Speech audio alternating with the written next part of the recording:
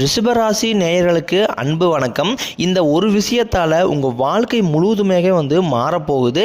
இந்த நாள் இந்த நிமிடம் எடுத்துக்கோங்க. இவங்க வாழ்க்கையில் எல்லா நேரமே துன்பம் தான்.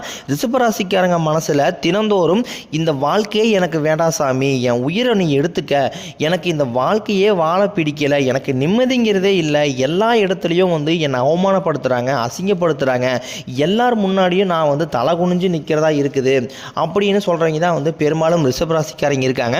யாருமே எனக்காக இல்லை, எல்லாத்தையுமே இழந்துட்டு தனிமரமாக நான் நிற்கிறேன். முக்கியமாக எனக்கு பிடிச்ச உறவுகளையும் நான் இழந்திருக்கேன். எனக்குன்னு யாருமே கிடையாது.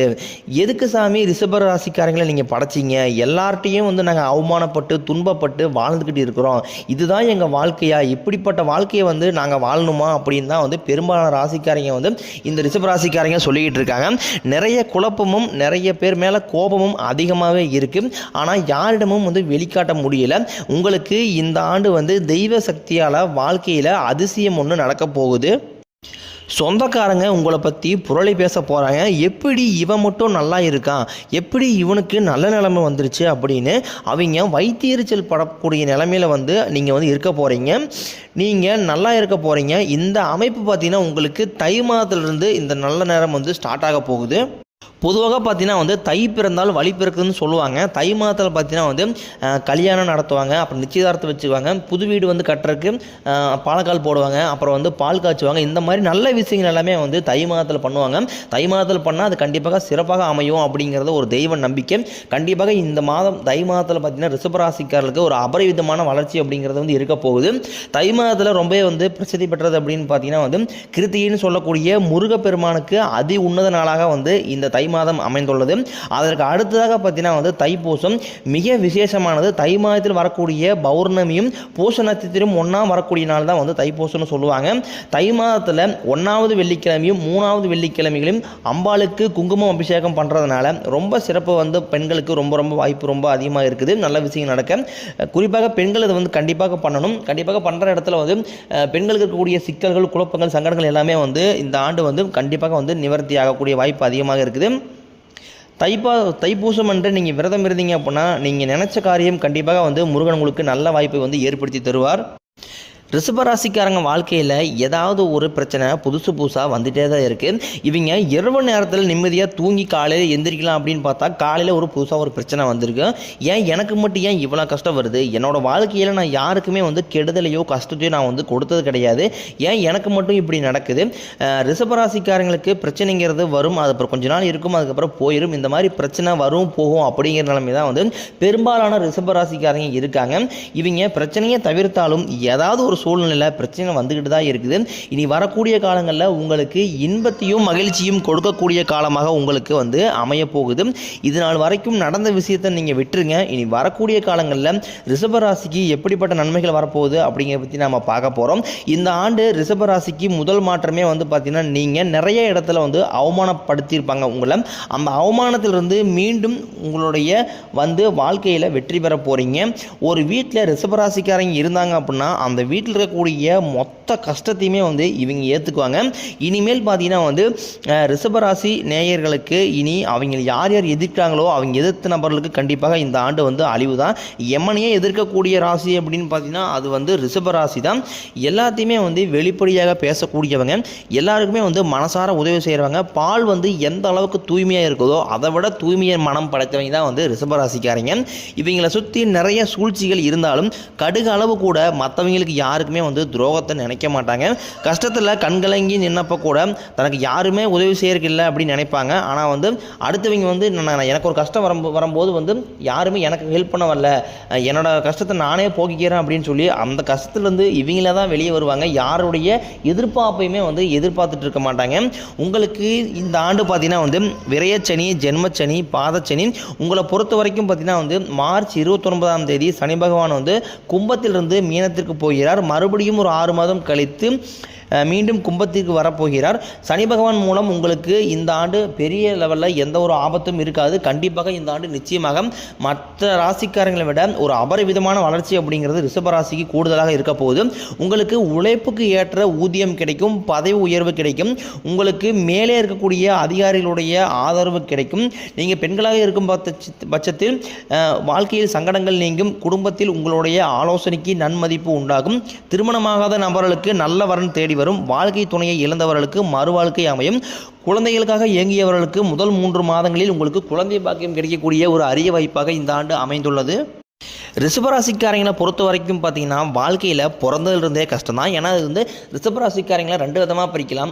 ஒரு சில கேட்டகரி பார்த்தீங்கன்னா வந்து நல்லா வசதியாக வெல் செட்டிலாக இருக்கக்கூடிய நபர்கள், ஒரு சில பீப்புள் பார்த்தீங்கன்னா வந்து மிடில் கிளாஸாக இருக்கிறீங்க. அந்த மிடில் கிளாஸ் மக்கள் தான் வந்து வாழ்க்கையில் எப்படியாவது முன்னேறணும் அப்படின்னு சொல்லி தினம் போராடக்கூடிய நபர்களாக பெரும்பாலும் ரிஷபராசிக்காரங்க இருக்காங்க.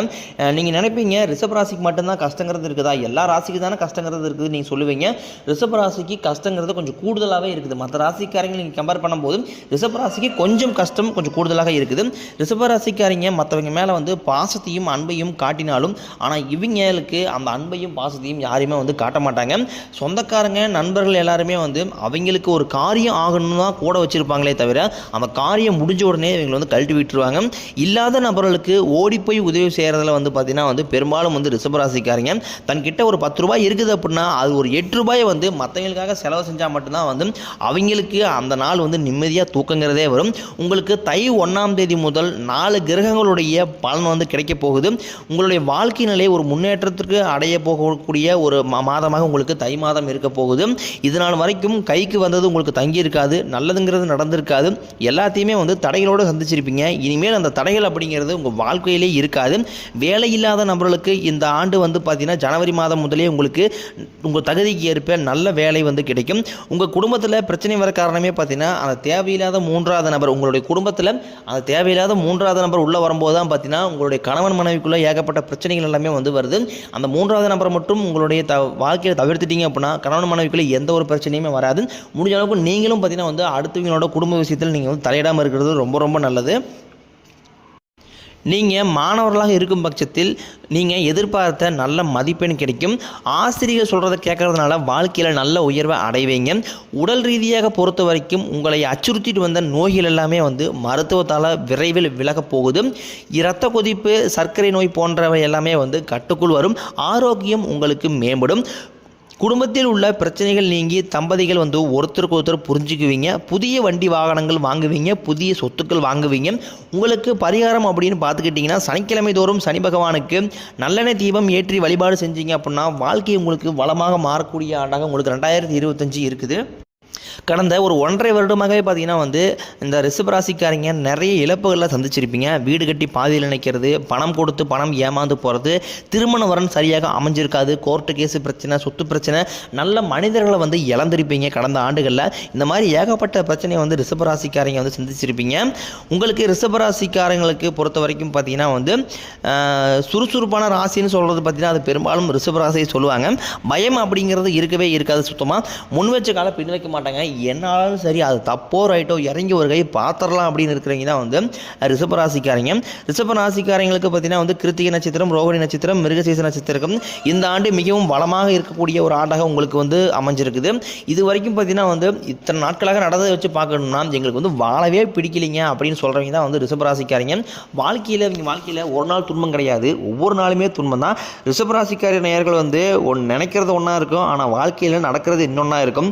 இவங்க மனசில் ஏமாற்றம் குழப்பங்கள்லாம் வந்து ரொம்பவே வந்து அதிகமாக இருந்துகிட்டு இருக்கு.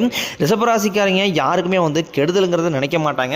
எல்லோருமே நல்லா இருக்கணும், தன்னால் முடிஞ்ச உதவிகளை வந்து மற்றவங்களுக்கு செய்யணும் தான் நினைப்பாங்க. என்னதான் வந்து ரிஷபராசிக்காரங்க நல்லவனாக இருந்தாலும் இவங்க வாழ்க்கையில் மட்டும் நல்லதுங்கிறதே சுத்தமாகவே நடக்க மாட்டேங்குது.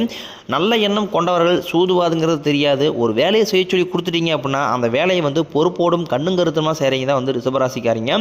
ரிஷபராசிக்காரங்க காற்று மாதிரி எந்த பிரச்சனை வந்தாலும் உள்ளே பூந்து ஈஸியாக வந்து வெளியே வந்துடுவாங்க. மனசில் தோன்றதை வந்து தைரியமாக செய்யக்கூடியவங்க.